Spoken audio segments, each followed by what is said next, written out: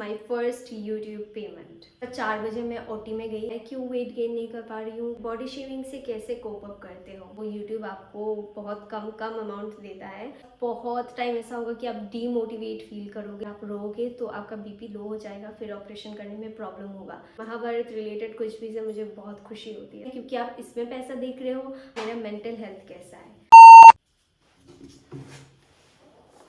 Hi guys, welcome back to my channel.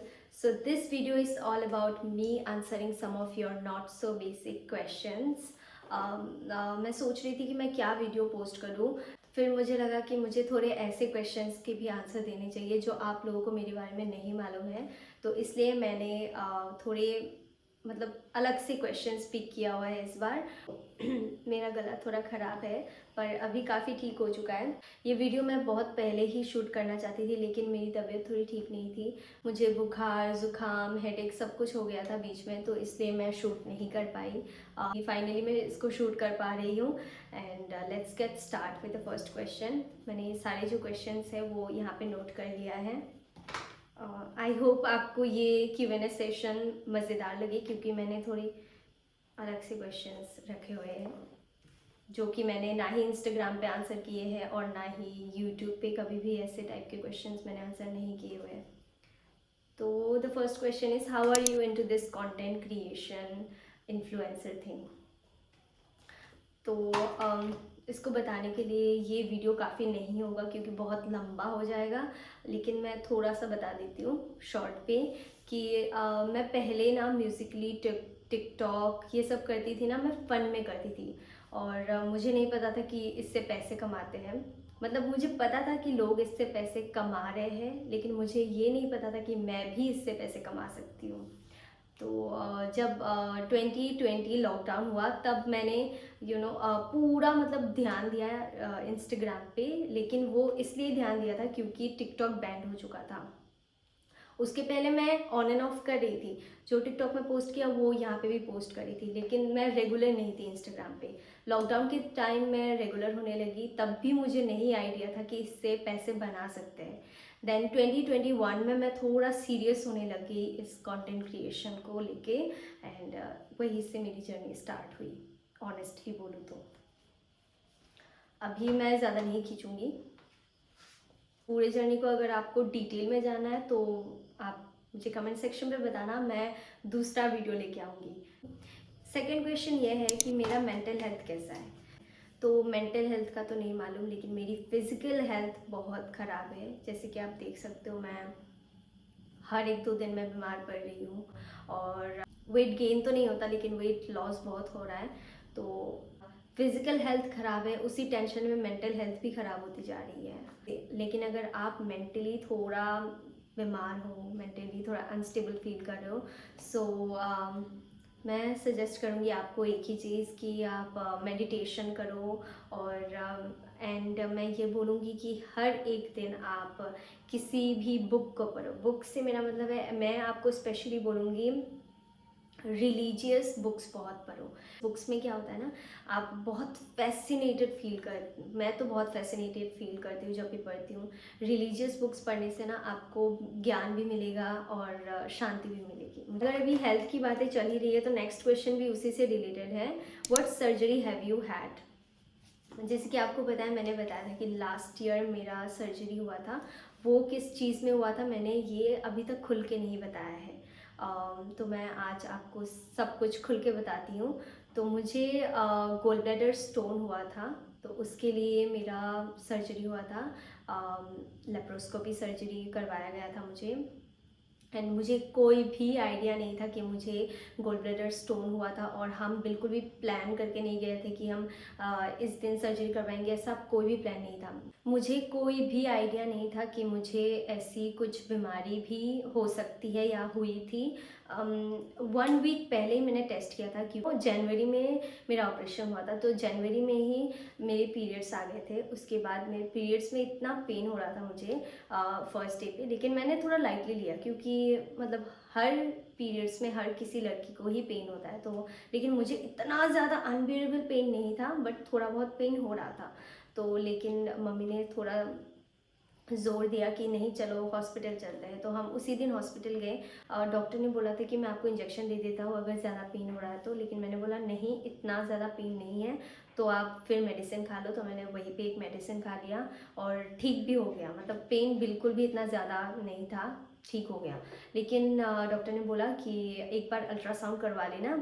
तो मैं ultrasound मैंने 3-4 दिन बाद कराया। उसके अल्ट्रासाउंड कराने के बाद मुझे मुझे पता चला कि मुझे गोल्ड ब्लैडर स्टोन है। मैं तो शॉक्ड हो गई, ये क्या होता है। पहली बात तो मुझे गोल्ड ब्लैडर मतलब स्टोन के बारे में कोई आइडिया नहीं था, मतलब ऑब्वियसली मुझे पता था लेकिन मुझे आइडिया नहीं था कि वो मुझे भी होगा और ऐसा कुछ भी होता है। और स्टोन भी थोड़े बड़े बड़े थे, पता नहीं कैसे हो गया मुझे ये। तो उसके बाद फिर लेकिन मुझे बिलीव नहीं हुआ, टू बी ऑनेस्ट। मुझे बिल्कुल भी बिलीव नहीं हुआ कि मुझे ये हो सकता है। मैंने बिल्कुल भी बिलीव नहीं किया और ना ही मैं पापा के साथ गई थी और ना ही मेरे पापा को बिलीव हुआ। पापा बोल रहे थे ये सब फालतू है फालतू है, मैं भी बोल रही थी फालतू है, मुझे नहीं बिलीव हो रहा, मुझे पेन ही नहीं हो रहा है, मुझे कोई सिम्टम्स ही नहीं दिख रहे, तो मैं ये कैसे मानूँ। उसके बाद फिर हम घर वापस आ रहे थे, भैया बाहर थे, भैया को हमने नहीं बताया था फ़ोन पे क्योंकि मुझे ऐसा लगा मैं ही श्योर नहीं हूँ तो मैं उनको बता के क्या करूँगी। लेकिन फिर भी हमने तो मतलब एक ही दिन ज़्यादा से ज़्यादा हमने एक ही दिन छुपाया, अगले दिन उनको बता दिया। तो भैया ने बोला कि कभी कभार ऐसे गलत भी तो हो सकता है, ऐसे भैया ने भी बोला। बेसिकली किसी को भी मेरे घर पे बिलीव ही नहीं हुआ और ना ही मुझे हुआ, क्योंकि मैं घर में ऐसी इंसान हूँ जो बहुत कम बीमार पड़ती थी। बहुत कम, रेयरली। मुझे फीवर भी बहुत रेयरली होता था। मैं लास्ट एक बार मैं बोर्ड्स के एग्ज़ाम में बस एक बार बीमार पड़ी थी, उसके अलावा मैं कभी बीमार ही नहीं पड़ी थी। तो वो किसी को भी बिलीव ही नहीं होता। मैं मतलब ऐसे मैं थोड़ी, हाँ मैं बोल सकती हूँ मैं थोड़ी वीक लगती हूँ, लेकिन ऐसे बीमारियाँ मुझे बहुत कम होती थी पहले। अभी तो मतलब क्या बोलूँ मैं आपको। तो उसके बाद फिर मतलब बाहर जाते हैं, बाहर जाके एक अच्छे से हॉस्पिटल में फिर से अल्ट्रासाउंड करवाते हैं। फिर पापा ने बोला ठीक है करवाएंगे और फिर हम अगले दिन ही चले गए। ये सब जो मैं बातें बोल रही हूँ ये एक वीक के अंदर की बातें बोल रही हूँ। उसके बाद हम बस में जा रहे थे, पापा और मैं जा रहे थे, तब मुझे इतना वॉमिटिंग आ रहा था, मैं क्या बोलूँ। मैं कभी भी लाइफ में मैं गाड़ी पे बैठते हुए कभी भी मैंने वॉमिट नहीं किया। लेकिन फिर मैंने जब गोल्ड ब्लैडर स्टोन के सिम्टम्स देखे तो सबसे जो ज़्यादा सिम्टम्स थे वो है नोज़िया और पेन। तो नोज़िया का मतलब ये होता है कि वॉमिटिंग आना। तो मुझे वॉमिटिंग आ रहा था, मैं बस पे बैठी हुई थी, तब मुझे रियलाइज़ हुआ कि कहीं ये सच में सही तो नहीं है, सच में मुझे कोई स्टोन वगैरह तो नहीं हो गया ना। फिर मैंने वॉमिट भी किया, तब जाके मुझे रियलाइज़ हुआ नहीं ये सच में मुझे कुछ तो हुआ है, वरना मैं कभी भी गाड़ी पे बैठते हुए मैं कभी वॉमिट नहीं करती थी। उसके बाद हम जाके पहुँचे, हमने ऑलरेडी अपॉइंटमेंट लिया हुआ था तो हमें टेस्ट तो करना ही था।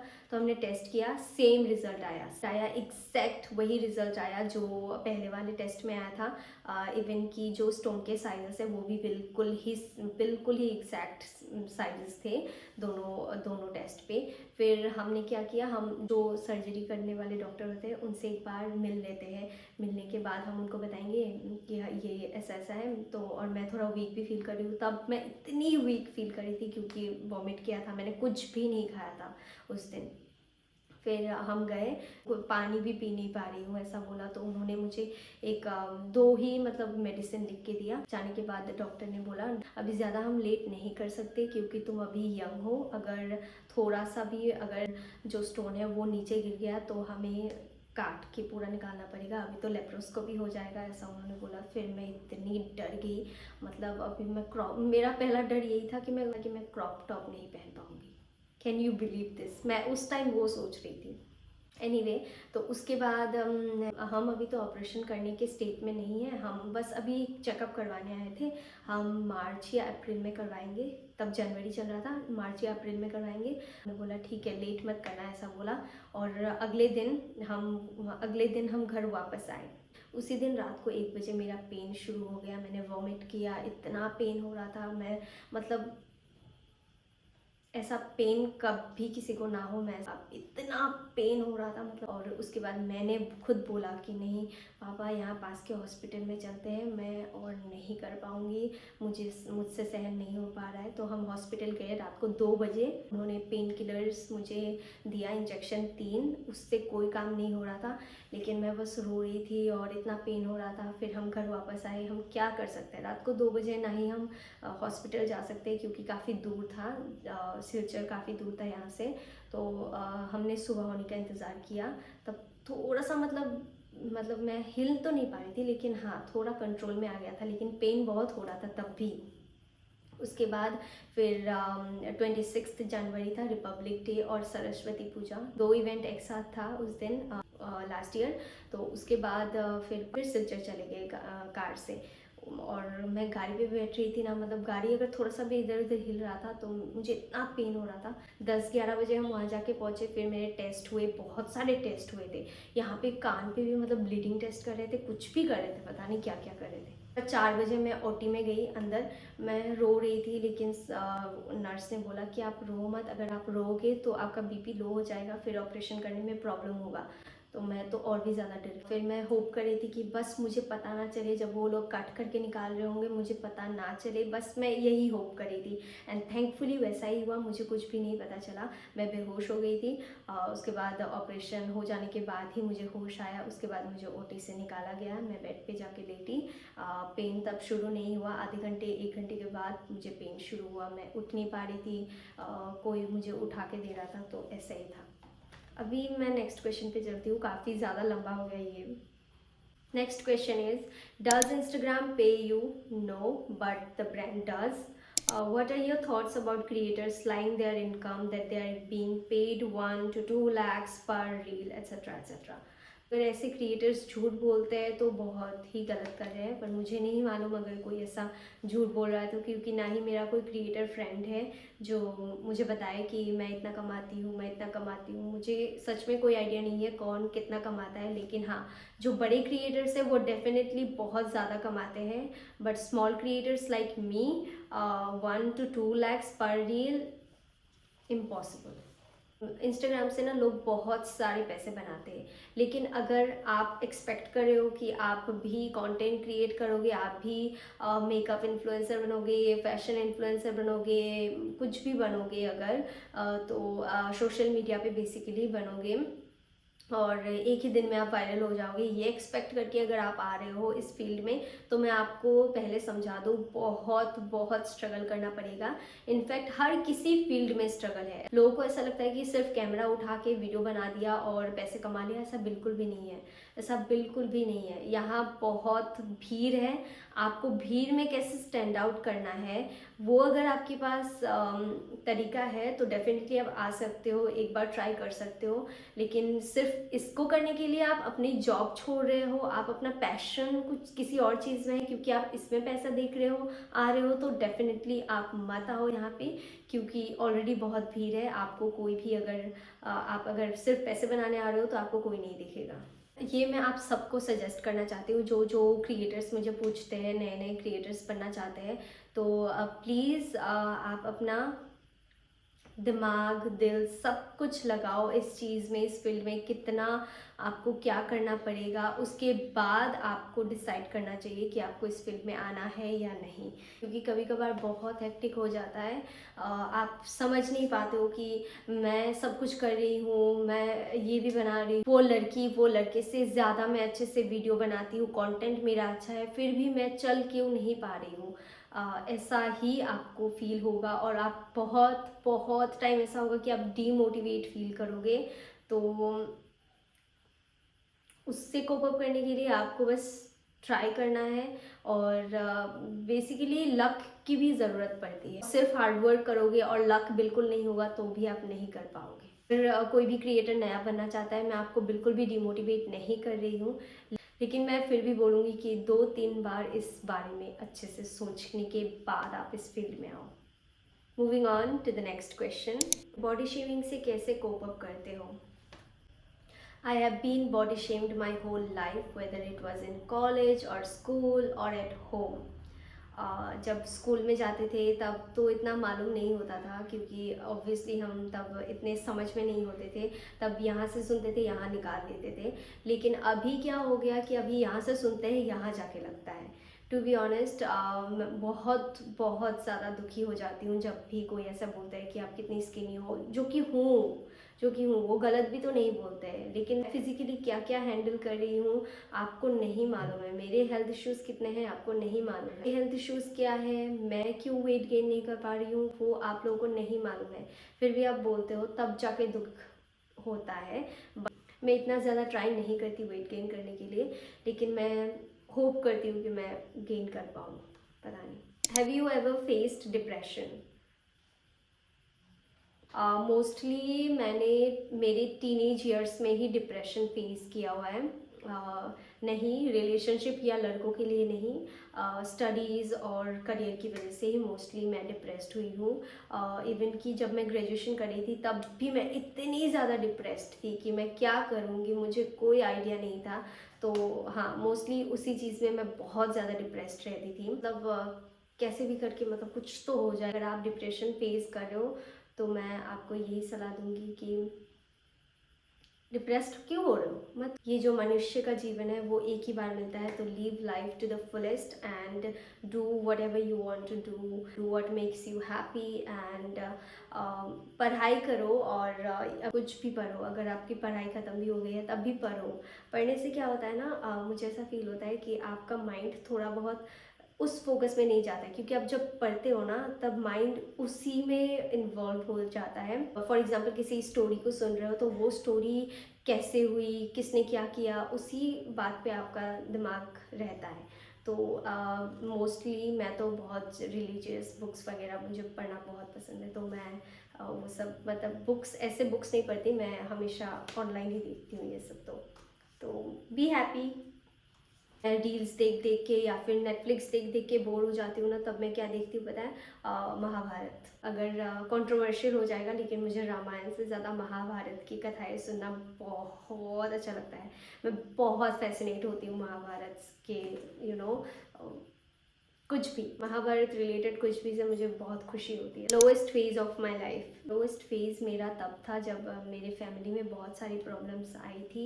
तो उसी वक्त मैं बहुत ज़्यादा लो फील कर रही थी। हमारे घर में सभी बहुत लो फील कर रहे थे, लेकिन थैंक गॉड भगवान की कृपा से हमने वो फेज़ पार कर लिया है। अभी तो हम सभी खुश हैं। हमारे घर में एक नई बेबी भी आई है, तो हम तो बहुत ज़्यादा खुश हैं। दुख सुख जो फेज़ होता है ना, ये होते ही है निकल जाने के लिए। अगर आप खुश हो तो दैट डजंट मीन कि आप बस खुश ही रहोगे, नहीं, आप दुख भी रहोगे, खुश भी रहोगे, तो वही तो ज़िंदगी है ना। Moving on to the next question, जो क्योंकि सब लोगों ने मुझसे इतना पूछा है ये सवाल। Next and the last question is my first YouTube payment. 100 में से मतलब 90 लोगों ने तो ये क्वेश्चन पूछा ही है, तो मैं बता देती हूँ। मैं यहाँ पे स्क्रीनशॉट लगा दूँगी। मेरा फर्स्ट यूट्यूब पेमेंट कब मिला था। मैंने लास्ट ईयर ही यूट्यूब रेगुलर शुरू किया। लास्ट ईयर यूट्यूब मैंने पोस्ट करना शुरू किया था, फेब्रुअरी या मार्च पे ही मैंने स्टार्ट किया था। उसके बाद मैं थोड़ा रेगुलर थी, ब्लॉग्स पोस्ट करी थी, सब कुछ पोस्ट करी थी। एंड मुझे नवंबर में मुझे मेरा फर्स्ट पेमेंट मिल गया था, which is around $105 Indian rupees में। आप देख लेना गूगल करके, मुझे तो पता नहीं है, आई थिंक 8000 होता है, आई डोंट नो। सो मुझे इतना ही मिला था। आपके व्यूज़ एवरेज में आते हैं तो यूट्यूब आपको बहुत कम अमाउंट देता है। ऑल्सो आपको हर महीने $100 का थ्रेश होल्ड पूरा करना पड़ता है, तभी जाके आपको पेमेंट मिलता है, वरना आपका पेमेंट नहीं होता। होप मैंने अच्छे अच्छे आंसर्स दिए होंगे सारे क्वेश्चंस के। अगर आपको कुछ और भी जानना है तो आप मुझे कमेंट सेक्शन पे बता सकते हो। And yes, thank you so much for watching. मैं आपको मिलती हूँ मेरे नेक्स्ट वीडियो पे। This beautiful top that I am wearing is from Myntra. मैं इसका लिंक डिस्क्रिप्शन बॉक्स या तो पिन कमेंट्स पे डाल दूँगी। मिलते हैं अगले वीडियो पे।